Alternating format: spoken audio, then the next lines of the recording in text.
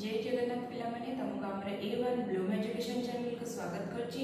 तो देखो आज पिला माने हम कोन पढिबा ना अष्टम श्रेणी रो गणित प्रकाश बही रो प्रथम अध्याय विषय पढिबा। प्रथम अध्याय कोन छिला वर्ग और घन बुझियला।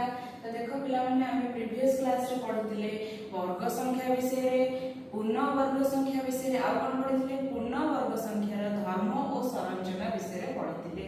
तो पिला माने देखो आज रो वीडियो रे हम कोन पढिबा ना पूर्ण वर्ग संख्या एवं अजुग्म संख्या।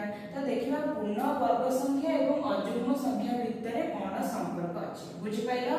देखो प्रथमे हम जानिबा कि पूर्ण वर्ग संख्या कोन कोन थिला। हमर कोन थिला, हमर थिला 1 4 9 16 25 36 ए भଳି हमर थिला बुझियला। तो अजुग्म संख्या हम कोन कोन ना 1 3 5 7 9 11 एवं 13 बुझियला। तो देखो पूर्ण वर्ग संख्या और अजुग्म संख्या भितर हम कोन तमे संपर्क देखुछ, कोन देखुछ।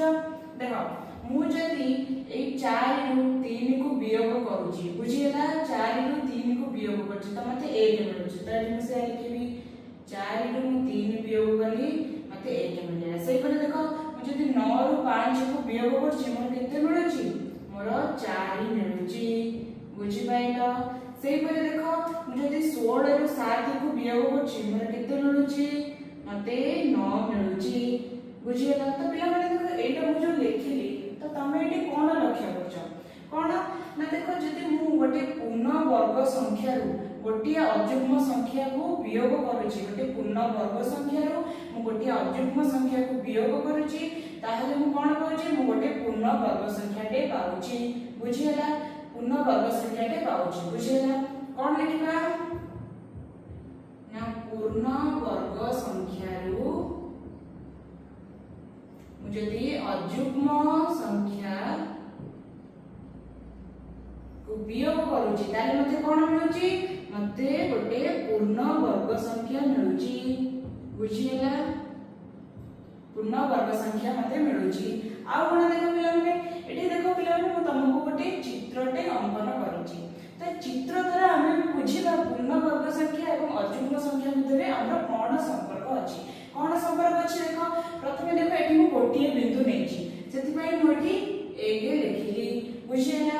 त 1 टा मोर 1 सहित समान नै, त मु एटा केमिति लिखि परबी 1 रा वर्ग बोली मध्य लिखि परबी नै।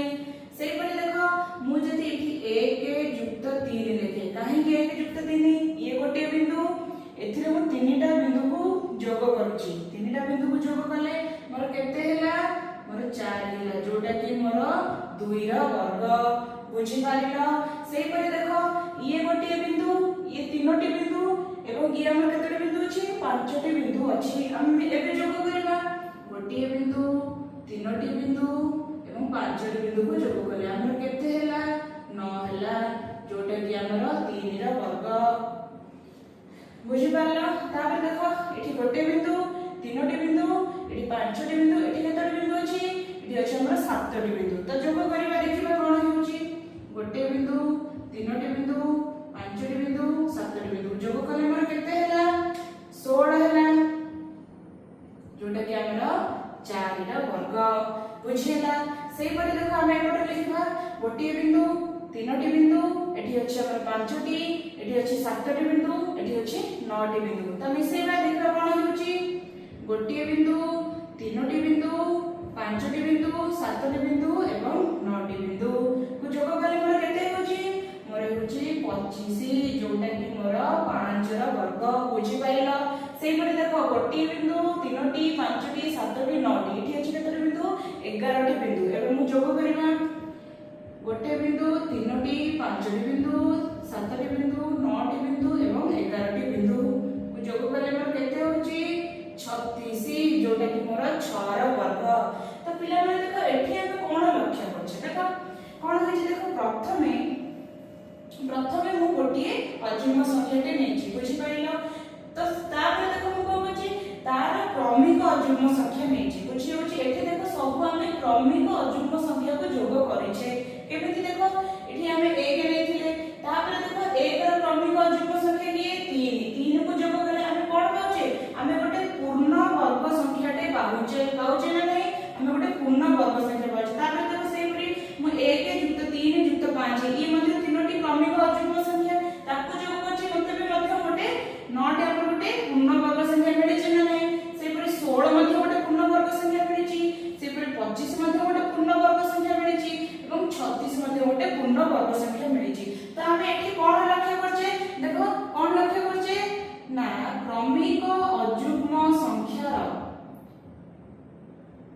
क्रमिक अयुग्म संख्यार जोगफल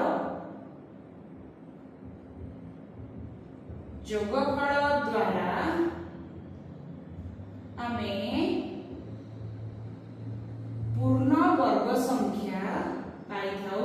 बुझी पारिलो कोन कहछि ना क्रमिक अयुग्म संख्यार जोगफल द्वारा आमे कोन पाई थाउ ना गोटे पूर्ण वर्ग संख्याटे पाई थाउ। पाइछु ना नहीं सेही परे जदि आमे या परे जदि आमे 13 मिसेइबा 11 परे मोर 13 होछि अयुग्म क्रमिक अयुग्म संख्या। देखो आ गोटे देखिबा 1 जुक्त 3 जुक्त 5 जुक्त 7 जुक्त 9 जुक्त 11 जुक्त 13 जोग कले मोर केते होछि एठी हबो मोर 49 जोटा कि मोर 7 र वर्ग। बुझियला एठी 49 टा भी मोर गोटिए पूर्ण वर्ग संख्या। बुझियला आमे एथु कोन पाइले पूर्ण वर्ग संख्या एवं अयुग्म संख्या भितर कोन संपर्क अछि ना क्रमिक अयुग्म संख्यार जोगफल द्वारा आमे पूर्ण वर्ग संख्या पाई थाउ। पिला माने तुमको एटा मने रखिबार अछि। तापरे देखो पिला माने तापरे तमर कोन अछि ना देखो क्रमिक अयुग्म संख्या को वियोग करी एक संख्या पूर्ण वर्ग संख्या कि नहे जानिबा। ठीक अछि एबे हम कोन करथले ना जोग करथले क्रमिक अयुग्म संख्या गुडी को जोग करथले एवं हम जानिले जे ताहा गोटे पूर्ण वर्ग संख्या हेबो। तो एबे हम देखिबा कि अछि जो क्रमिक अयुग्म संख्या को हम वियोग करबा एवं देखिबा ताहा गोटे पूर्ण वर्ग संख्या हेउछि कि नै। हम कोन करबा संख्या 25 रु क्रमगत भाबे हमें 1 3 5 7 9 एसबु जो क्रमिक अयुग्म संख्या रहला से गुडी को वियोग करबा। देखिबा प्रथमे मु 25 नेली 25 रु केते वियोग करबे प्रथमे 1 वियोग करबी 1 वियोग करे मोर केते हैला 24 हैला। बुझि पारिलो तापर कोन करबा 24 रु केते वियोग करबा 3 वियोग करबा केते होची 21। बुझियला तापर 21 रु मु केते वियोग करबी 5 वियोग करबी 21 रु 5 वियोग करे मोर केते हैला मोर 16 हैला। तापर मु 16 रु केते वियोग करबी 7 वियोग करबी मोर केते हैला 9 हैला। बुझियला तापर देखो 9 रु केते वियोग करबा 9 रु हमें 9 को वियोग करबा केते होची 0 होची। बुझियला त एथरो हमें कोन जानो छै देखो ना 25 टा होची मोर 1 जुक्त 3 जुक्त 5 जुक्त 7 जुक्त 9 र जोगफल। बुझियला जेहेतु जोगफल हैला ताले एटा गोटे पूर्ण वर्ग संख्या हेबो ना नहीं। बुझियला पूर्ण वर्ग संख्या हेबो ताले हम कोन लिखि परबी जेहेतु मोर 25 टा 5 टी क्रमिक अयुग्म संख्यार जोगफल तेणु मु लिखि परबी एठी लिखिबा जेहेतु 25 हेउछि 5 टी क्रमिक अयुग्म संख्यार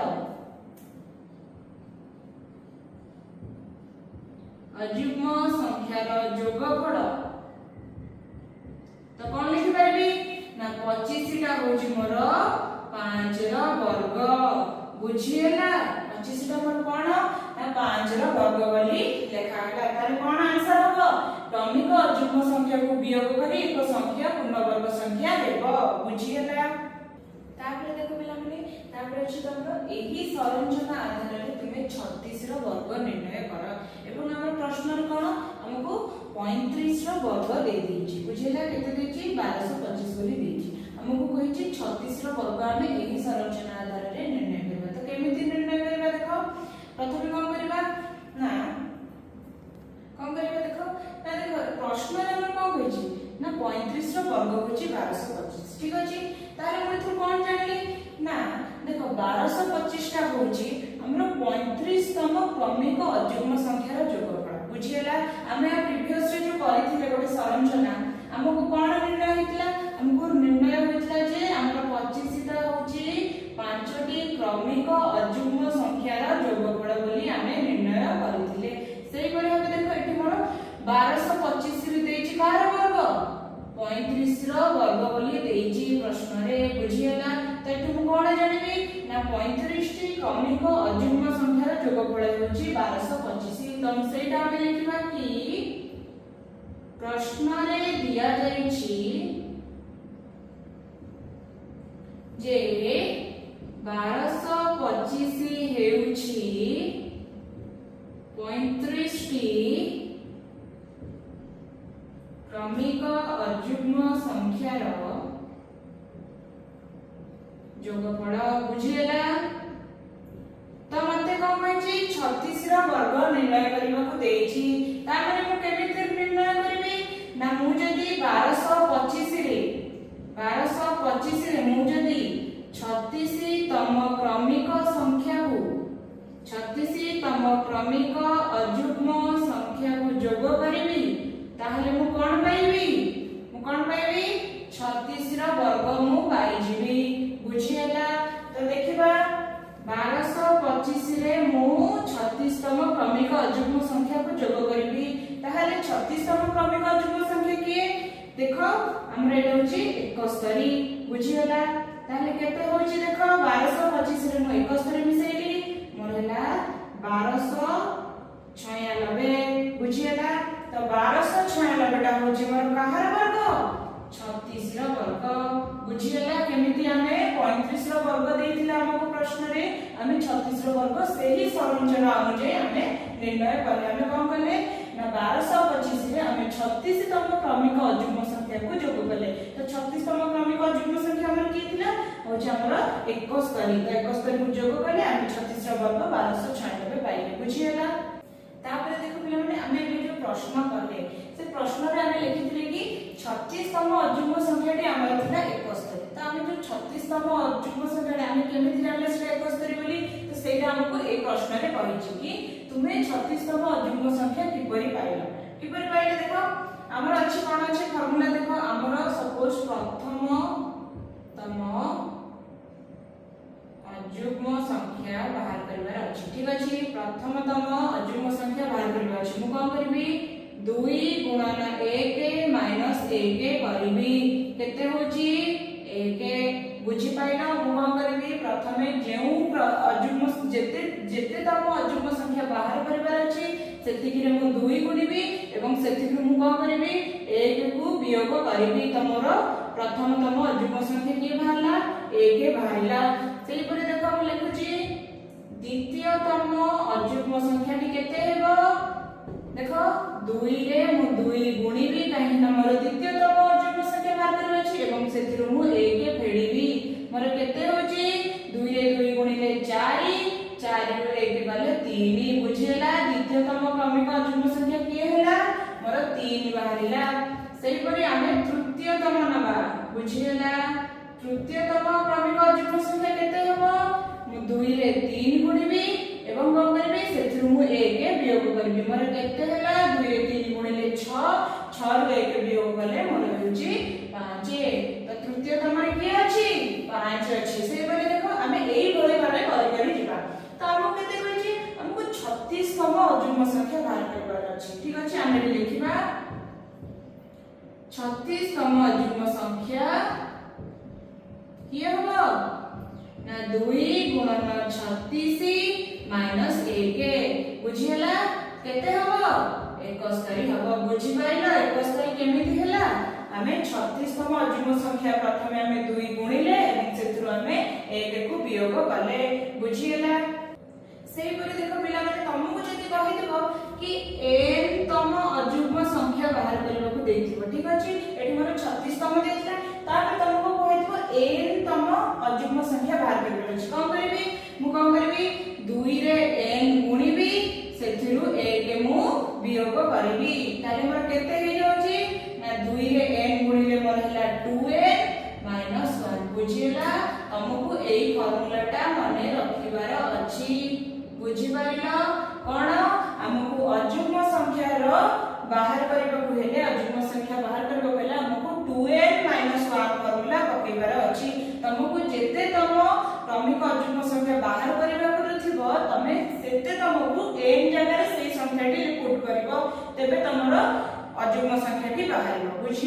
तापर देखो पिला माने हमर नेक्स्ट गोटे क्वेश्चन कहै देखो ना केतोटी वर्ग संख्या अछि बचाइ छै केतोटी वर्ग संख्या अछि काहा मध्य रे 1 रु 100 मध्य रे केतोटी वर्ग संख्या अछि 101 रु 200 मध्य रे केतोटी अछि 201 रु 300 301 रु 400 401 रु 500, 501 रु 600, 601 रु 700, 701 रु 800, 801 रु 900, 901 रु 1000, 1000 मध्य रे केतोटी वर्ग संख्या अछि हमको लिखिबार अछि। ठीक अछि, देखो पिला माने गोटे गोटे कर लिखुछि एवं तमे एगुडी को माने रखिबो काहा मध्य रे केतोटी वर्ग संख्या अछि। देखो प्रथमे 1 रु 100 मध्य रे मोर 10 टी वर्ग संख्या अछि, बुझियला।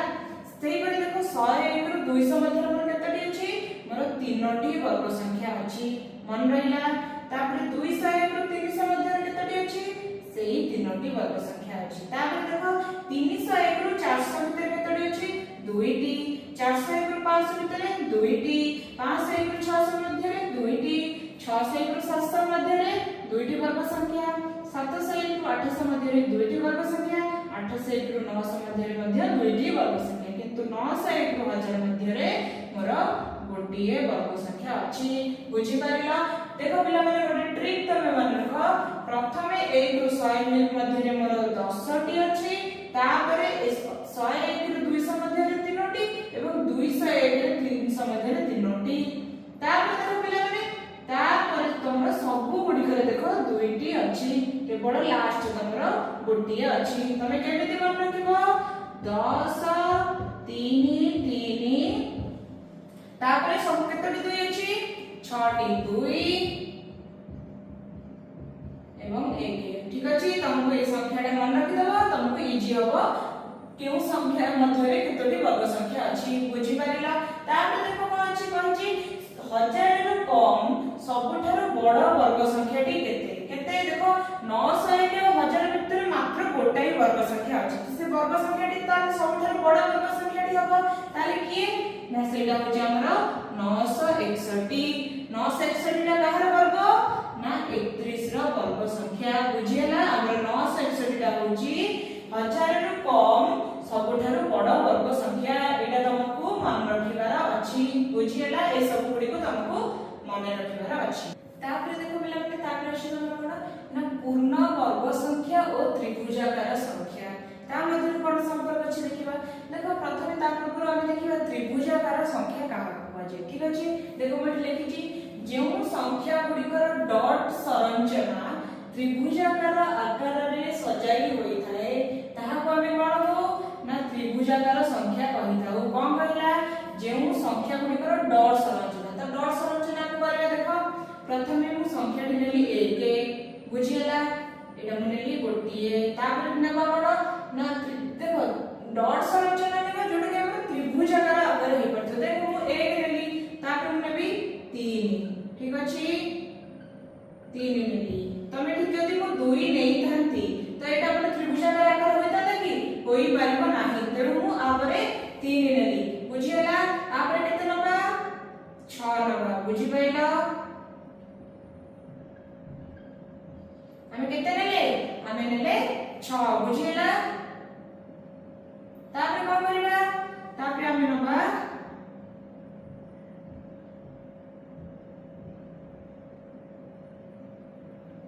तापर हमें केते नेले देखो, तापर हमें नेले 10 टी, बुझियला।